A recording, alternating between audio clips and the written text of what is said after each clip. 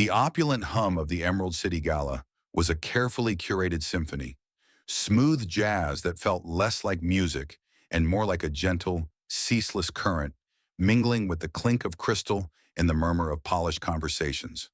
But for me, Liam Sterling, the melody was discordant. I stood near a towering ice sculpture that wept into an illuminated basin, clutching a glass of sparkling water. A man out of time and place in a muted gray suit that felt increasingly like a costume. My dark blonde hair, usually compliant, felt stubbornly mussed, mirroring the knot in my stomach. What if the most beautiful laughter you've ever known suddenly becomes your deepest fear? That was the moment it truly began. I scanned the glittering crowd for Mila, my wife, expecting that familiar spark of recognition across the room. Instead, she emerged from the throng, not alone, but walking beside him. Her hand wasn't in mine. Her face didn't hold that soft, intimate smile I cherished. No, she was laughing, a bright, uninhibited peal that used to be reserved for my most clumsy attempts at humor, for my most ridiculous stories. Now it resonated beside a stranger, a man whose presence instantly curdled the air around me. He moved with the effortless arrogance of someone who'd never tasted doubt. His charcoal suit was tailored to perfection, worn without a tie. The sleeves of his crisp white shirt rolled back to reveal an intricate, almost predatory tattoo coiling on his forearm. He possessed that disarming charm, the kind people inexplicably gravitate towards. And when his dark, intelligent eyes met mine, there was no flicker of surprise or even acknowledgement. He simply regarded me with an unsettling boredom, as if I were a momentary, inconvenient pause in their captivating exchange. Mila, my auburn-haired, emerald-green-clad wife, said nothing, merely turning to him to murmur something I couldn't discern. He offered no handshake, no greeting. Instead, he just raised one eyebrow, fixed me with that knowing gaze, and let out a soft, dismissive chuckle, as if I were the punchline to a very private, very amusing joke. Then he extended a hand, holding a wineglass. "I believe this one's yours," Dorian Maxwell drawled, his voice a smooth, low rumble. I hadn't asked for it. I hadn't said a word. Yet he presented it to me like a consolation prize or, worse, a pre-measured dose of poison. Mila finally broke her silence, her voice a shade too bright. "Liam, babe, you look a little pale." Pale wasn't the word. Hollow, perhaps, because in that precise instant, standing before them, watching her in that stunning emerald dress, the one I thought wasn't special enough for our anniversary dinner last week, and him with that casual practice smirk, I understood. I wasn't her date. I was her husband, a label, a formality, still etched on paper, but already meticulously erased from her heart. This wasn't a celebration. It was a deliberate, brutal redefinition. And I was the forgotten footnote. I should have walked away. The exit was right there, a quiet escape route from this polished rooftop nightmare.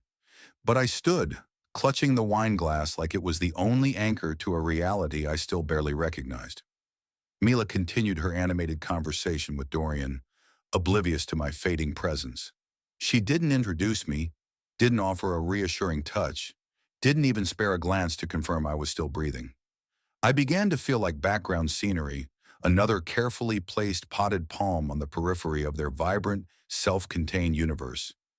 At one point, she threw her head back, laughing at something Dorian had said, her hand instinctively reaching for his shoulder, her body folding toward him in an intimate, effortless arc. I told myself it was nothing. I always told myself that. I stood there nodding along to a conversation I was pointedly excluded from. Finally, she turned to me, her voice laced with a saccharine sweetness I hadn't heard in years. "Liam, you're so quiet. Everything all right?" It was the tone one reserves for a lost stranger. I mumbled a pathetic excuse about a headache. Dorian, without missing a beat, interjected, "Rough week at the office, huh?" It was said with such casual familiarity, as if he'd been briefed on my entire existence. I almost asked him how much he knew, how much my own wife had confided in him, but the words caught in my throat. I managed a weak smile, muttered something polite, and excused myself, ostensibly for the men's room. Instead, I drifted through the elegant venue like a ghost, the echoes of manufactured laughter and hollow congratulations bouncing off the towering glass walls. I found myself lingering near the catering table, pretending to be utterly captivated by an avant-garde truffle canapé I couldn't pronounce. And then I saw it, across the shimmering expanse of the venue, past the delicate string lights and the centerpiece of twisting glass. Mila and Dorian were heading toward the elevators, alone. She wasn't holding his hand, but the proximity, the relaxed ease in her posture, the way she leaned ever so slightly into his space. It wasn't clandestine. It was comfortable. It was where she belonged. I watched them disappear around a corner, frozen, a plastic toothpick still clutched in my hand, desperately trying to recall when I had become this man. When had I become the husband who watched his wife walk off with another man and did absolutely nothing? I must have remained by that catering table for a solid 15 minutes, the surrounding chatter of minor victories and celebratory toasts, a stark counterpoint to the spiraling chaos in my mind. My thoughts were a scrambled mess, fragmented images and sounds from a life I no longer recognized. Mila and I used to share illicit texts during boring work meetings, send each other ridiculous memes, complain about our neighbor's yappy dog. Now she was disappearing into elevators with another man, while I stood debating the merits of another mini quiche, just to give my trembling hands something to do. I didn't go looking for them. I told myself I wasn't that type of husband. But the truth, the raw, ugly truth, was that I was terrified of what I might find. I simply drifted back to the railing, overlooking the glittering harbor, staring at the dark water, trying to convince myself that everything was fine, that this was a professional moment misunderstood, that Mila was loyal, honest, that I hadn't truly seen her fingers brush his back as they walked away. Here's the chilling secret about betrayal. It often re-enters the room with a smile. 20 minutes later, she reappeared, as if nothing had happened. Her auburn hair was slightly windblown, her lips freshly glossed. "Sorry," she said lightly, a careless shrug. "Dorian wanted to show me the branding mock-ups on his phone. You'd hate them." Just like that, the lie was folded into a joke, an implication that I was too boring to even care. She leaned in to press a cold, dry kiss to my cheek, then plucked a champagne flute from a passing tray. I watched her sip it, her eyes fixed on her phone, texting someone, undoubtedly him. The screen was angled precisely away from me, a silent, impenetrable barrier. I yearned to leave. I should have. But instead, I remained beside her, a human placeholder, a rented mannequin with a wedding band. And when Dorian walked past us an hour later, he didn't speak. He simply met my gaze, the same knowing smirk, the same unreadable eyes, and offered the slightest, most imperceptible nod. Not a greeting, not a farewell, but a silent message that echoed deep in my bones. A message that simply stated, "You know." And the worst part, he was absolutely right. The drive home was quiet, but it wasn't the peaceful kind of silence. It was the sharp, crystalline hush that fills a car when two people are expertly pretending not to feel the tectonic plates shifting beneath them. I stared out the window, lost in the blur of city lights, while Mila scrolled on her phone, occasionally letting out soft, breathy sounds that were almost laughter, stifled just enough to keep me guessing. When we pulled into our driveway, she didn't wait for me to unlock the front door, a small ritual we'd shared for years. Her heels clicked ahead with the same confident stride she'd worn at the gala. I followed, still unsure if I would finally confront her or bury it all under a blanket of false peace. Inside, she poured herself another glass of wine. "Want anything?" she asked without looking up. "No," I said. She merely shrugged. "Your loss," she mumbled, sinking onto the couch, legs tucked beneath her, as if it were just another unremarkable Friday night. I sat across from her, studying her face, desperate to find the woman I'd married, the one I used to fall asleep beside without a single doubt. Finally, the words escaped me. "So, what's going on with you and Dorian?" She didn't flinch. She didn't even bother to feign confusion.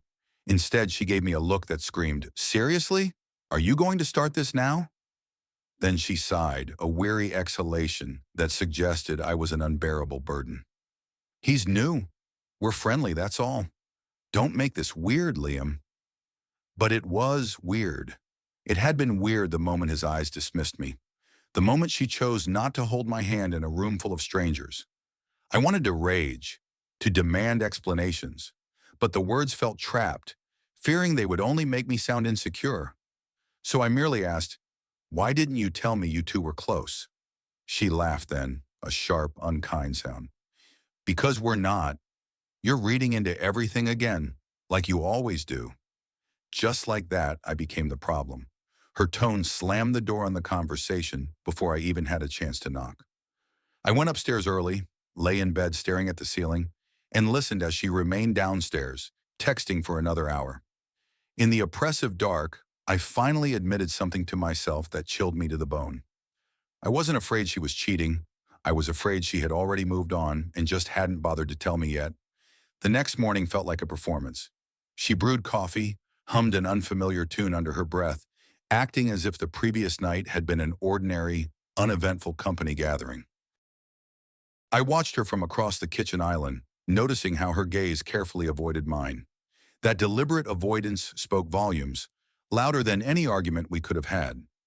I asked about her plans for the day, and without missing a beat, she announced she was going into the office on a Saturday.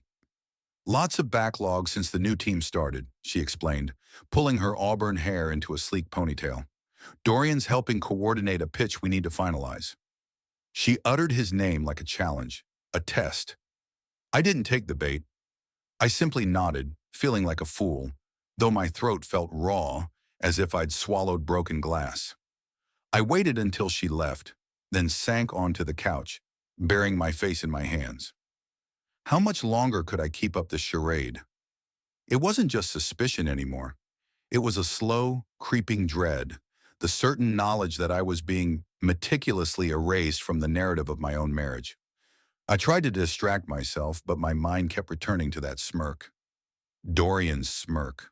The way he looked at me, as if he were already inhabiting the life I once shared with Mila. By noon, I gave in. I checked her location on my phone, an act I had never stooped to before. It showed she was at her office building. A fleeting wave of relief washed over me, only to be immediately followed by the bitter question, why was that the bar now? Just knowing she was where she said she'd be, the knot in my stomach tightened further.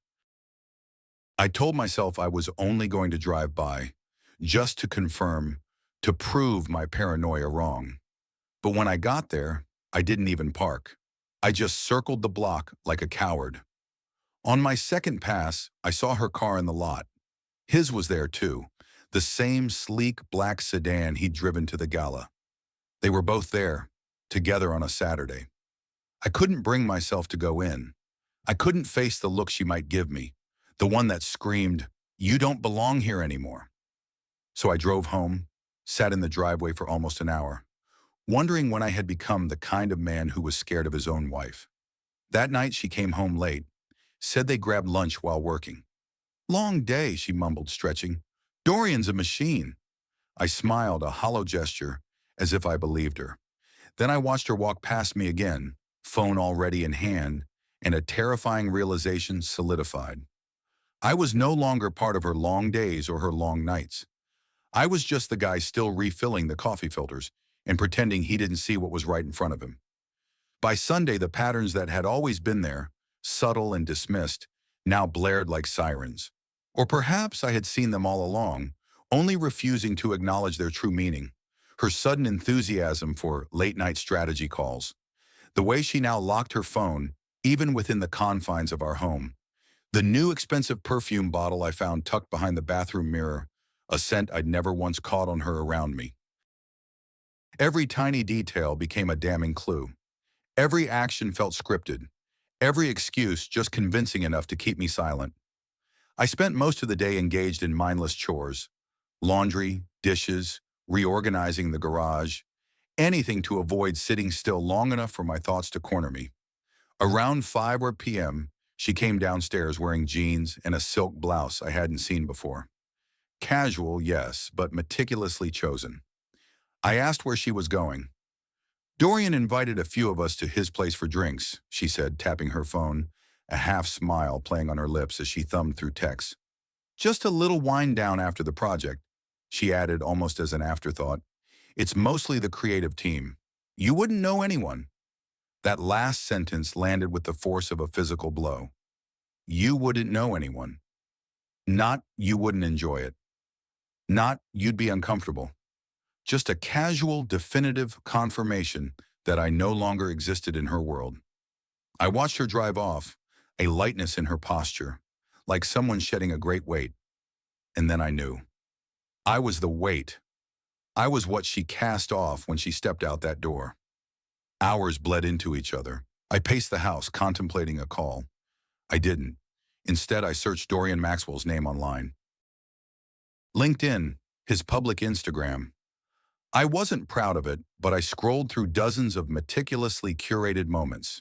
Vacation photos, leadership retreats, group shots where Mila was sometimes a blurry figure in the background, smiling as if she had nothing, absolutely nothing to hide.